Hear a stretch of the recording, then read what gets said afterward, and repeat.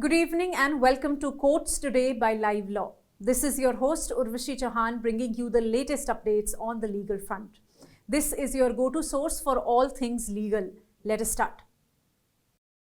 Starting with an update from the Supreme Court on the controversy regarding Chandigarh mayor election results.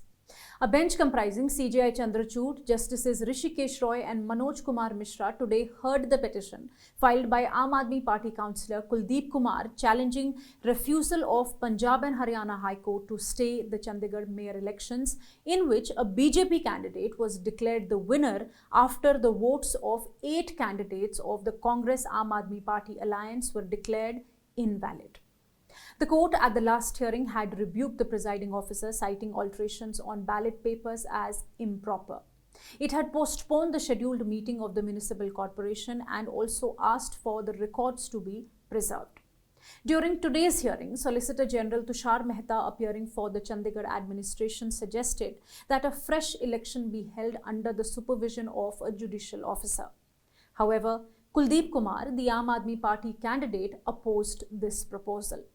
The bench also interacted today with Anil Masi, the presiding officer of the election, who was asked to be present in the court today. He admitted to putting marks on 8 ballots. The court opined that he should be prosecuted for interfering with the election process. The court today proposed that the results of the controversial election will be declared on the basis of present ballot papers instead of ordering a fresh election. The court stated that it would direct that the votes already cast be counted by disregarding the marks which were made on them by the previous presiding officer. The court stated that it will ask the Deputy Commissioner of Chandigarh administration to nominate an officer who is not aligned with any of the political parties to be the returning officer to count the ballots and declare the results. The court also stated that the entire counting process will be judicially overseen by a judicial officer nominated by Punjab and Haryana High Court. The bench also directed that the ballot papers be produced before the court tomorrow. Stay tuned for further updates. The Supreme Court this morning stayed the proceedings of the Lok Sabha Privilege Committee against Chief Secretary, Director General of Police and 3 other officials of the state of West Bengal. The proceedings against them were initiated on a complaint filed by BJP MP Sukanta Majumdar over alleged mistreatment against him during the protests at Sandeshkhali region on 13th and 14th February. A writ petition has been filed by the officials challenging the summons issued to them by the Lok Sabha Privilege Committee, which required them to appear before the committee today. Senior advocates Kapil Sibal and Dr. Abhishek Manu Singhvi appeared for the officials today and stated that a curfew under section 144 of CRPC had been imposed in the Sandeshkhali region, and violating the curfew, Dr. Majumdar and BJP supporters gathered at the region. They submitted that the complaint of Dr. Majumdar of police atrocities is false, as videos are showing that the party workers attacked the police officials. The legal point raised by the petitioners is that parliamentary privileges will not extend to political activities and that the Lok Sabha Secretariat acted beyond its jurisdiction by issuing notices to the officials. They submitted that the officials like the Chief Secretary, DGP and District Magistrate were not even present at the venue. But at the complaint of the BJP MP, swift proceedings were initiated by the Lok Sabha. Senior advocate Devashish Baruka, appearing for the Lok Sabha Secretariat, informed the bench that the officials have not been summoned as accused and that the notice was meant only to ascertain facts and get evidence. The bench, led by CJI Chandrachud, while issuing notice returnable on the writ petition, stayed the further proceedings in the pursuance of the notice issued by the Lok Sabha Secretariat against the state officials. The Supreme Court today stayed the proceedings in the criminal case against Karnataka Chief Minister Siddaramaiah over a protest march conducted by him in 2022 demanding resignation of the then Rural Development and Panchayat Raj Minister K.S. Eshwarappa. The prosecution claimed that in April 2022, a group of 35 to 40 individuals led by Randeep Surjewala, D.K. Shivakumar and Siddaramaiah gathered on a public road and marched towards the residence of the then Chief Minister, demanding resignation of K.S. Eshwarappa. They were charged under Karnataka Police Act and for unlawful assembly under IPC. This protest allegedly violated a High Court order prohibiting marches in Bengaluru except at Freedom Park. Siddaramaiah argued in court that the police's actions were unfair because the protest occurred before the High Court's order date. But the Karnataka High Court refused to quash the criminal case. Assailing the same, the petitioners approached the Supreme Court, and the bench of Justices Rishikesh Roy and Prashant Kumar Mishra heard the matter today. Senior advocate Dr. Abhishek Manu Singhvi, representing Siddaramaiah, argued that the criminal case against him is a violation of the right to peaceful protest guaranteed by the Constitution. He stated that it was a political protest conducted peacefully and without criminal intent. Justice Mishra remarked that if political protests disrupting normal life were permitted under Article 19(1)(a, then every public protest would be allowed. When Singhvi argued that political protests should be viewed differently, Justice Mishra questioned whether allowing protests only for politicians was fair, suggesting that suppressing protests merely because they are led by politicians is unjust. As we have been keeping you informed regarding the incidents of violence in Sandeshkhali, West Bengal, you are aware that last week the Calcutta High Court had taken a suo motu cognizance of the newspaper reports on alleged sexual harassment of women living in the area and tribal lands that had been forcibly taken over. Further, a PIL was filed in the Supreme Court seeking a CBI or an SIT investigation into the reports regarding sexual assault of women in Sandeshkhali in West Bengal. The petition had alleged complicity and dereliction of duty on the part of the West Bengal police, and that the state police was allegedly acting hand in gloves with the main accused, who is a Trinamool Congress leader. Today, the bench of Justices B.V. Nagaratna and Augustine George Massey heard the matter and refused to entertain the PIL. It, however, granted liberty to the petitioner to approach the Calcutta High Court for the same.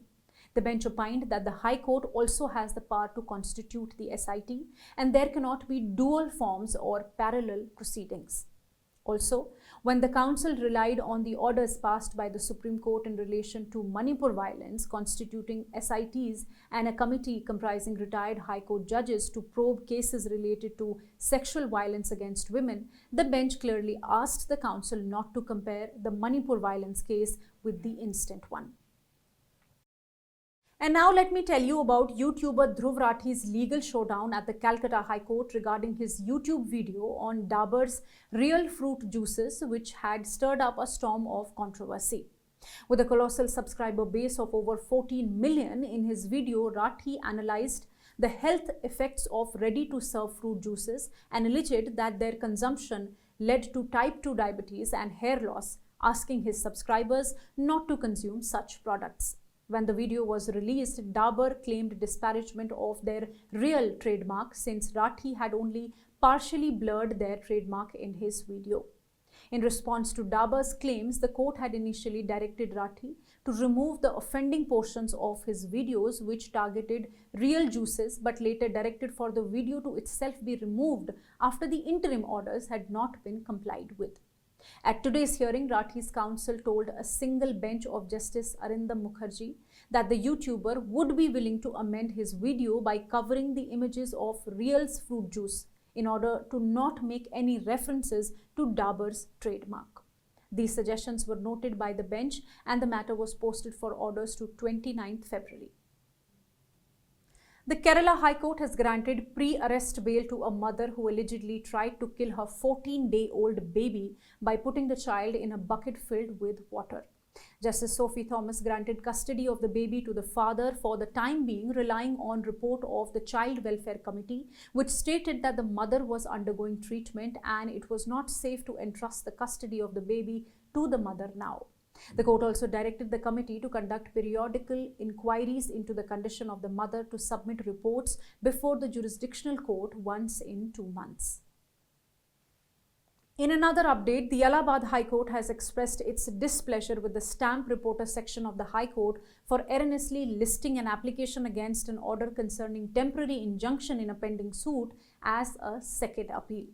The court observed that newer generation staff recruited in the stamp reporter section lacks sufficient knowledge of the law. The court made these observations while dealing with a case related to a second appeal filed by the appellant contesting an order of Additional District Judge of Azamgarh, where the ADJ court had affirmed an order by the Civil Judge Senior Division of Azamgarh dismissing the appellant's temporary injunction application in the pending suit.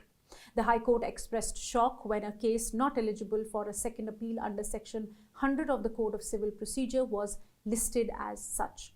The court emphasized that this kind of absurdity surfaces because litigants tend to think small of members of the bar and engage counsel not based on their expertise but on account of personal acquaintance. The court also pulled up the stamp reporter's office for not noticing that the impugned order was not a decree against which a second appeal could lie before the High Court. The court dismissed the second appeal as being non-maintainable. The Delhi High Court has adjourned till tomorrow hearing in the petitions filed by 7 BJP MLAs challenging their suspension from the remainder of the budget session of the Delhi Assembly for allegedly interrupting the Lieutenant Governor's address.